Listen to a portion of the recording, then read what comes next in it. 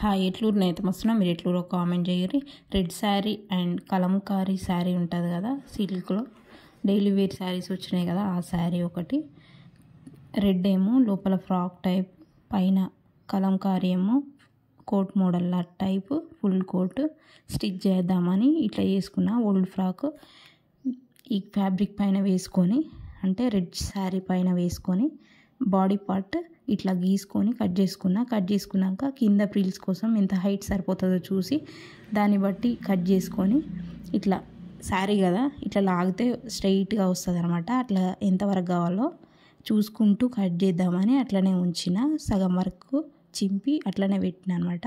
ఇప్పుడు హ్యాండ్స్, ఇవి హ్యాండ్స్ బుగ్గల హ్యాండ్స్ కోసం మనం ఇట్లా ఎక్కువ క్లాత్ పడుతుంది కదా, ఇంత పొడవు తీసుకున్నాను అనమాట. తీసుకొని మనం ప్రిల్స్ పెట్టుకోవడానికి రెడీ చేసుకున్నాం హ్యాండ్స్. ఇప్పుడు దీన్ని స్టిచ్చింగ్ చేసుకుందాం. ఫ్రంట్ బ్యాక్ తీసుకొని ఫ్రంట్ ఫస్ట్ ఇట్లా రౌండ్ నెక్ ఇట్లా కుట్టుకోవాలి. స్టిచ్ వేసుకున్నాక రివర్స్ చేసి దానిపైన స్టిచ్ వేసుకోవాలి. బ్యాక్ పార్ట్ కూడా అట్లనే వేసుకోవాలి. వేసుకున్నాక రెండు రెడీ అయ్యాయి కదా, దాన్ని షోల్డర్స్ జాయింట్ చేసుకోవాలి. భుజాల పైన వేసుకున్నాక మనం ఈ బుగ్గల హ్యాండ్స్ కోసం హ్యాండ్స్ కట్ చేసుకున్నాం కదా, ఆ హ్యాండ్స్ని ఇట్లా ప్రిల్స్ పెట్టుకోవాలి. కింద పైన పెట్టుకున్నాను అనమాట. కింది సైడ్ ఫోల్డ్ చేసి కుట్టుకొని పెట్టుకోవాలి ఫస్టే.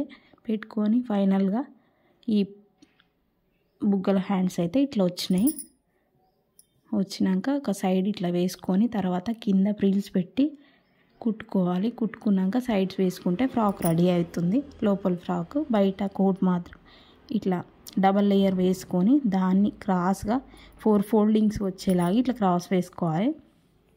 వేసుకొని మన ఫ్రాక్, ఓల్డ్ ఫ్రాక్ ఉంటుంది కదా సైజ్ది, అది దానిపైన వేసుకొని మార్కింగ్ చేసుకోవాలి. నెక్, సైడ్స్, షోల్డర్ అన్నీ ఇట్లా మార్క్ చేసుకొని దాని ప్రకారం కట్ చేసుకోవాలన్నమాట. ఇక్కడ క్రాస్గా ఇట్లా వస్తుంది. షేప్ కూడా పర్ఫెక్ట్గా ఉంటుంది అనమాట. రౌండ్ తీసుకోవాలి. ఈ షేప్లో ఇట్లా మనం గీసుకున్న విధంగా కట్ చేసుకోవాలి. కట్ చేసుకొని నెక్ ఎంత వస్తుందో చూసి నెక్ కట్ చేసుకున్నాక దాన్ని స్టిచ్ చేసుకోవడం. ఇప్పుడు ఇక్కడ పైపింగ్ చేసుకోవచ్చు నెక్కి. నేనైతే ఇట్లా డబుల్ ఫోల్డింగ్ చేసి స్టిచ్ చేసుకున్నాక ఫ్రంట్ బ్యాక్ నెక్ స్టిచ్ చేసుకున్నాక షోల్డర్స్ కూడా జాయింట్ చేయాలి. ఫ్రంట్ సైడ్ ఓపెన్ చేసుకోవాలి. పొడుగు ఎంత పొడుగు ఉందో అంత పొడుగు కట్ చేసుకొని దాన్ని కూడా ఫోల్డ్ చేసి డబల్ ఫోల్డ్ చేసి స్టిచ్ వేసుకోవాలి. కావాలంటే దానికి కూడా పైపింగ్ వేసుకోవచ్చు. వేసుకున్నాక హ్యాండ్స్ ఉంటాయి కదా, పొడుగు హ్యాండ్స్ కట్ చేసుకున్న వాటిని క్రాస్గా కట్ చేసుకొని దీనికి అటాచ్ చేసి ఇట్లా ఫైనల్గా ఇట్లా వచ్చింది. దాన్ని ఇప్పుడు సైడ్స్ వేసుకుంటున్నా.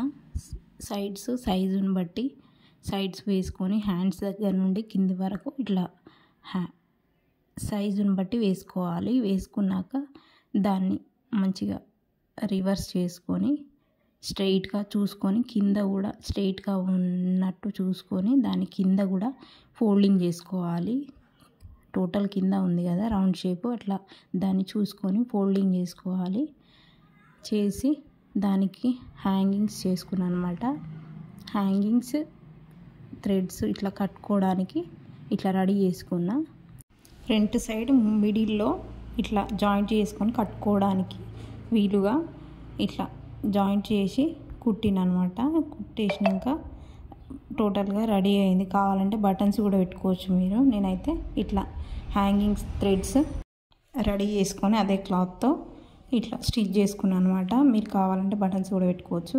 నేనైతే ఇట్లా రెడీ చేసుకున్నా. టోటల్ లుక్ ఎట్లుందో ఒకసారి చూసి నచ్చితే లైక్ చేయరు, షేర్ చేయరు, సబ్స్క్రైబ్ చేయరు. మరిన్ని మంచి వీడియోస్ కోసం నాకు సపోర్ట్ చేయండి ఖచ్చితంగా. Okay, bye.